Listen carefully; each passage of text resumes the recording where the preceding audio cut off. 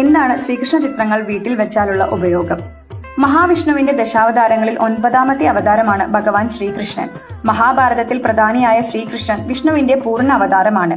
ഭൂമിദേവിയുടെ അഭ്യർത്ഥന പ്രകാരം ലോകത്തെ ശുദ്ധീകരിച്ചു ധർമ്മം പുനഃസ്ഥാപിക്കുകയാണ് വിഷ്ണു ഭഗവാൻ കൃഷ്ണനായി അവതരിച്ചത്. ഹൈന്ദവ വിശ്വാസ പ്രകാരം ഭഗവാൻ കൃഷ്ണന് അനേകം രൂപങ്ങളുണ്ട്. വെണ്ണക്കട്ടു തിന്നുന്ന ഉണ്ണിക്കണ്ണൻ, ആലിലക്കണ്ണൻ, ബലരാമനോടൊപ്പം ഓടിക്കളിക്കുന്ന ഭാവത്തിലോ മുട്ടുകാലിൽ എഴുതുന്ന ഭാവത്തിലോ ഉള്ള ബാലകൃഷ്ണൻ, രാധാകൃഷ്ണൻ, കാളിയമർദ്ദന ഭാവം എന്നിങ്ങനെ അനേക ഭാവങ്ങളിൽ ഭഗവാനെ ദർശിക്കാൻ സാധിക്കും. ഭവനത്തിൽ ഓരോ രൂപത്തിലുള്ള കൃഷ്ണനെ സ്ഥാപിക്കുന്നതിന് ഓരോ ഫലങ്ങളാണ്.